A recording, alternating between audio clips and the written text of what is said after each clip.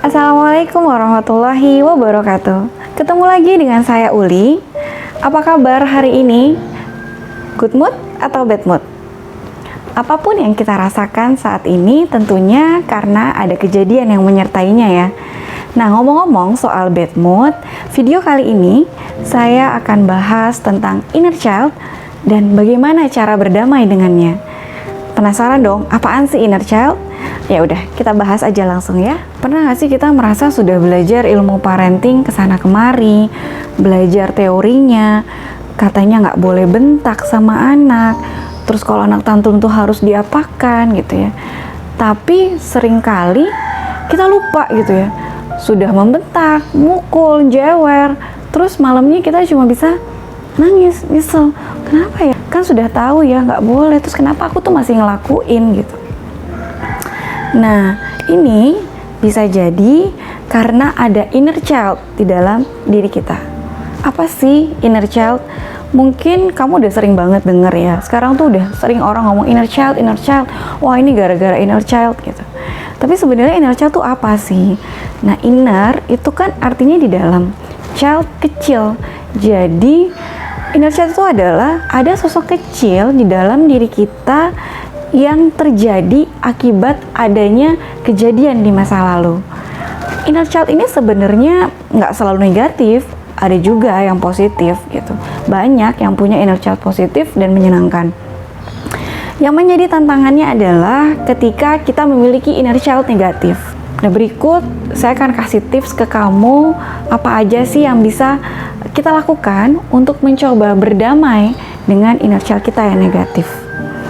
Nah, yang pertama adalah merecall, memanggil ulang, ingat-ingat lagi, mengingat lagi kejadian-kejadian masa lalu kita di mana ketika kita masih kecil ada satu episode hidup yang kayaknya nggak menyenangkan banget gitu, bikin kita tuh kesel banget gitu ya, bikin kita tuh kayaknya marah banget. Ingat-ingat itu, ingat. Semakin kita ingat, semakin dalam kita ingat, semakin detail kita ingat, mungkin bisa ingat sampai di mana tempatnya, jam berapa, siapa saja yang hadir dalam kejadian itu akan semakin baik. Buat kamu yang sudah menikah, mungkin bisa ngobrol sama suaminya bisa menjadi pendengar. Umi tuh nggak suka banget ya, dulu waktu Umi kecil itu sama mama tuh pokoknya kesel banget gitu, ceritain semuanya, mungkin sampai nangis-nangis, sampai rasanya tuh biar keluar semua gitu ya. Nah, misalnya gimana kalau nggak ada orang yang bisa kita percaya, belum menikah, atau kita nggak punya teman atau sahabat yang bisa mendengarkan? Kamu bisa melakukannya dengan menulis. Jadi kita bisa menuliskan apa yang kita rasakan saat itu, jam berapa, di mana, dengan siapa saja itu kejadian itu terjadi gitu, sampai kita merasa marah gitu. Uli itu pernah melakukan hal ini dan itu rasanya tuh ya, saya pikir saya akan nangis gitu, tapi ternyata nggak, cuma rasanya mual, pusing banget, kepala berat gitu, karena emosi negatif tuh kayaknya banyak banget gitu. Nah, setelah mengingat kembali, merecall, manggil-manggil lagi itu masa lalu yang nggak enak itu, yang kedua adalah yang bisa kita lakukan reframing, melakukan frame ulang. Tidak ada kejadian di muka bumi ini yang terjadi tanpa seizin Allah. Maka kita nggak bisa rubah, kita nggak bisa ke masa lalu untuk merubahnya. Yang bisa kita lakukan saat ini adalah membingkai ulang. Gimana caranya membingkai ulang? Misalnya begini, kejadian yang membekas saya misalnya ya, pada saat itu saya mecahin gelas, ibu saya tuh marah besar, seolah-olah saya ini melakukan kesalahan tuh yang besar banget gitu, yang tidak termaafkan. Yang kita bisa lakukan adalah mungkin saat itu ibu itu capek banget, habis mengerjakan pekerjaan rumah, adik lagi sakit, jadi ibu tuh semalam tuh nggak tidur. Jadi ketika saya mecahin gelas, ibu tuh kayaknya marahnya tuh udah ampun-ampunan gitu. Atau ibu saat itu baru pulang kantor, di jalan kena macet, terus jadinya capek banget gitu. Belum lagi ada masalah di kantor yang belum diselesain. Jadi ketika ada masalah di rumah tuh kayak ditumpahin ke kita gitu. Nah, itu namanya membingkai ulang, bahwa kita melihat masalah itu dari sudut pandang yang berbeda. Tadi yang pertama kita sudah merecall, lalu membingkai ulang, mereframing. Maka yang ketiga yaitu memaafkan. Ini nggak mudah memang ya, Memaafkan kejadian yang membuat kita sedemikian benci dan marah itu memang tidak mudah.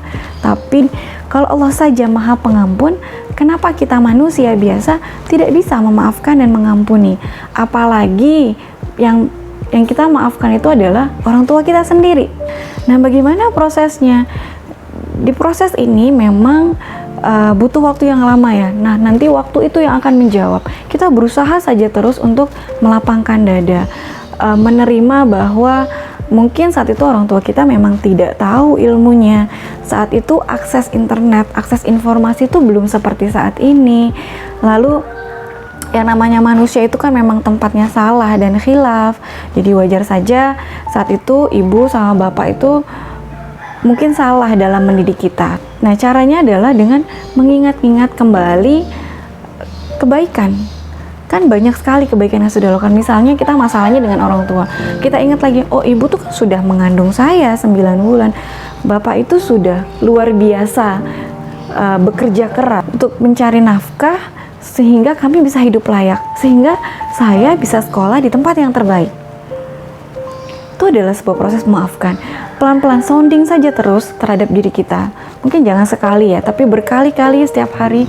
Prosesnya memang lama, kita butuh sabar. Insya Allah nanti waktu yang akan menjawab bahwa kita sudah bisa memaafkan. Nah, proses berikutnya adalah yang kita lakukan yang keempat, self-talk. Ngomong sama diri kita. Jadi si inner child ini adalah sosok kecil dalam diri kita yang mungkin jarang kita ajak ngomong gitu ya. Nah, sekarang kita waktunya ngomong sama diri kita, oke, itu kejadiannya sudah terjadi, sudah berlalu, dan saya sudah mengikhlaskan, saya sudah memaafkan, maka sekarang waktunya saya berubah. Saya janji bahwa saya itu tidak akan mengulanginya kepada anak saya, supaya anak saya nanti tidak merasakan apa yang saya rasakan saat ini. Jadi ngobrol sama diri kita, kita afirmasi positif diri kita. Setelah tahapan self-talk, maka berikutnya adalah apresiasi. Berikan apresiasi, reward sama diri kita bahwa kita sudah berusaha untuk menjadi lebih baik. Berusaha berproses untuk memaafkan kejadian-kejadian yang tidak menyenangkan di masa lalu yang terjadi dalam hidup kita. Itu tadi adalah 5 hal yang bisa kamu lakukan untuk mencoba berdamai dengan inner child. Oke, sekarang waktunya kamu mempraktekkan apa yang sudah kita bahas. Selamat mencoba. Jika kamu masih punya pertanyaan lebih lanjut tentang inner child, boleh drop di kolom komentar ya. Dan jangan lupa share ke teman-teman kamu jika kamu merasa video ini bermanfaat. Jangan lupa juga untuk like dan subscribe supaya kamu nggak ketinggalan tips-tips berikutnya seputar emotional healing. Assalamualaikum warahmatullahi wabarakatuh.